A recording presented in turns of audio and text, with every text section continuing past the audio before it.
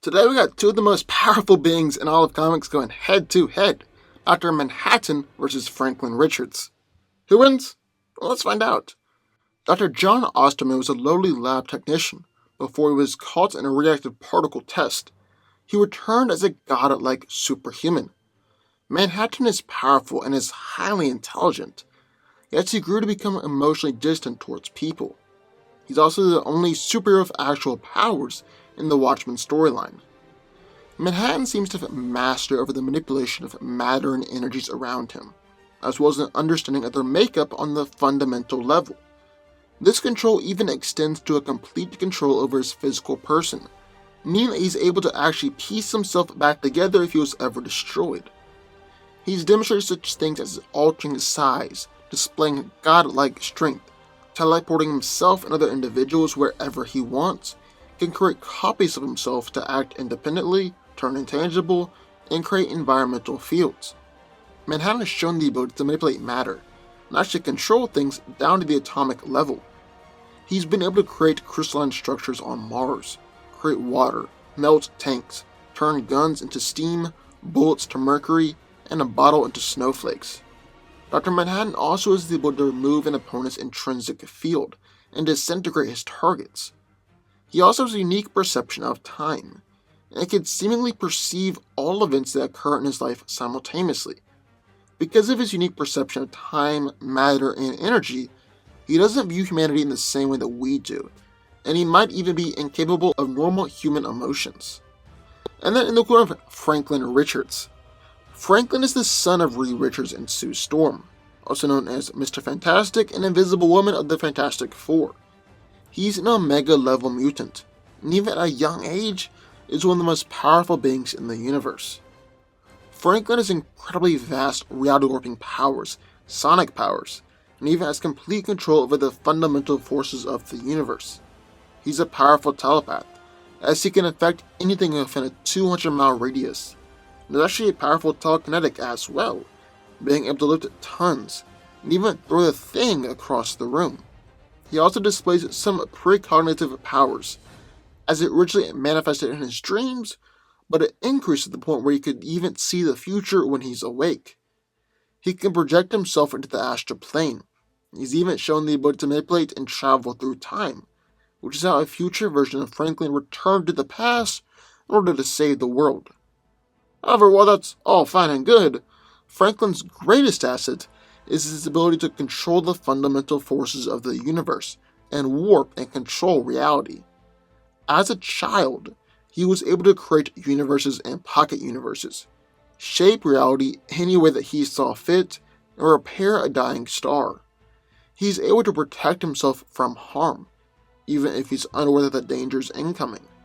For instance, Franklin has subconsciously defended himself from a celestial attack by turning into flowers, and even expelled Celestial out of his mind after it tried attacking him. He's figured out how to neutralize other people's powers, as he was able to create a box that can contain Black Bolt's voice and allow him to speak naturally. Franklin possesses the normal physical abilities of a guy his size and age, but he can increase it to essentially infinite levels thanks to reality warping. He's been able to kill a Celestial with just one punch, and Celestial attacks don't really do much to him, as he even survived a direct blast from one of them. Franklin Richards has been consistently referred to as an omniversal threat, and Roma, the guardians of all realities, said that his power level was equal to the Celestials. So who wins? Well, let's break it down. Now, these two guys are some of the most powerful beings in their respective universes, with Franklin being referred to as an omniversal level threat, and Dr. Manhattan being seen as the god of the Watchmen universe. But who's more powerful? Well, that's kind of the whole question here, and really the only thing in this fight that matters. And since we obviously all want the best fight possible, we'll be using the most powerful versions of these characters.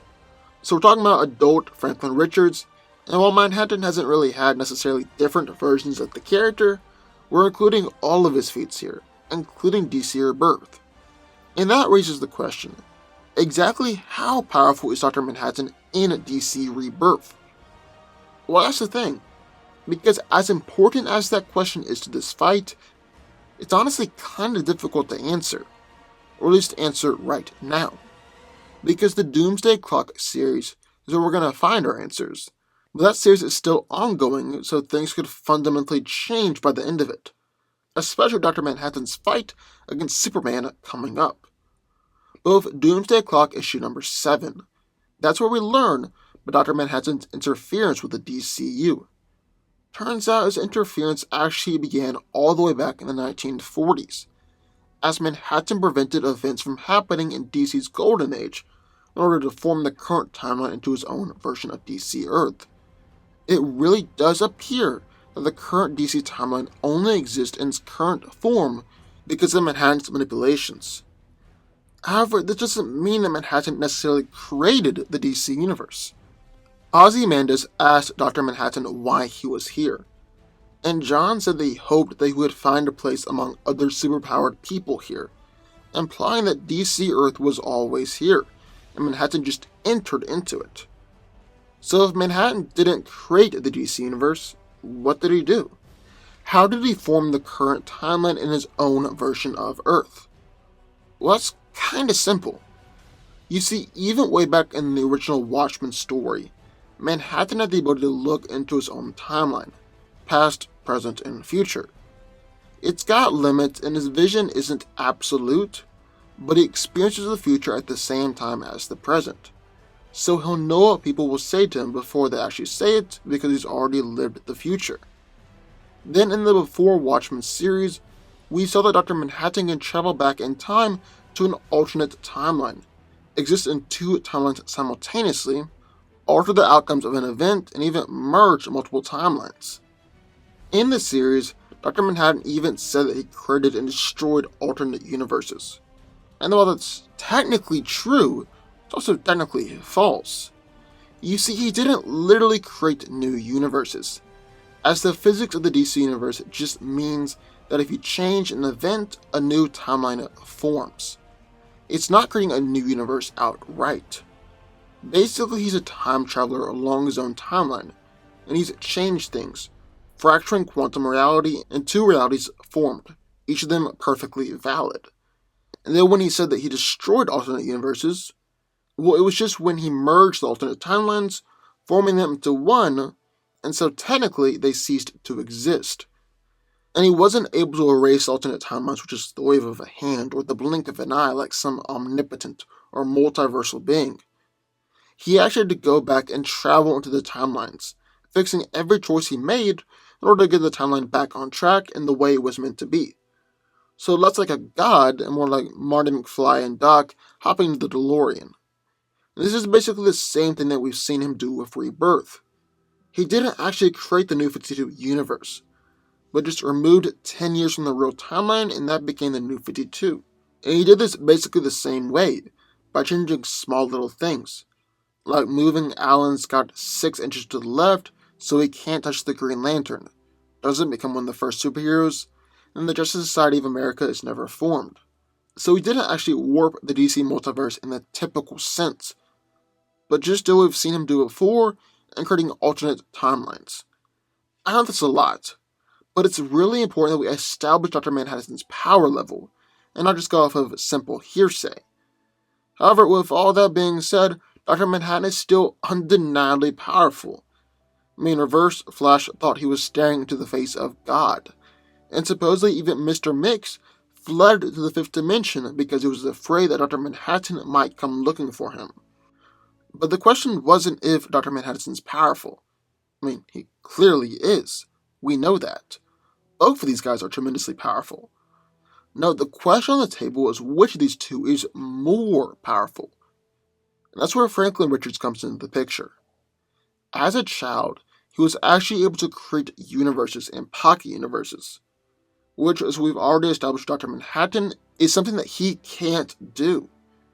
Franklin can also shape reality any way that he sees fit, and it's even been repeatedly said that there are no rules, except you should try not to cuss. On the other hand, Dr. Manhattan is still bound by rules and runs into limitations. In fact, in Watchmen, it was said that Manhattan could destroy 60% of Russia's nukes, and even a large part of Russia itself. but that implies that he couldn't destroy all of the Russian missiles or all of Russia. Even in Rebirth, we see Manhattan run into limitations, as time keeps on trying to correct itself, with Wally escaping from the Speed Force and the JSA continuously trying to be formed. The only thing that Dr. Manhattan has got left to do is his matter manipulation, or try and remove Franklin's intrinsic field and disintegrate him. Well, being able to shape reality, Franklin can obviously manipulate matter as well. But what's more interesting is that Manhattan's intrinsic field of disintegration might be completely useless against Franklin. For starters, as a child, he was able to subconsciously turn a Celestial's blast into flowers. And as an adult, he said that he would never let Black Bolt's voice harm him, suggesting that maybe he can do the same thing with Manhattan's blast. And even if he is hit, he survived blasts from Celestials just fine. Basically, at the end of the day, Dr. Manhattan is an exceptionally powerful character, and he can use his unique perception of time and time travel abilities to enter and create multiple alternate timelines at will. But Franklin doesn't just create alternate timelines, he actually creates whole alternate universes with nothing more than a thought and a wave of his hands.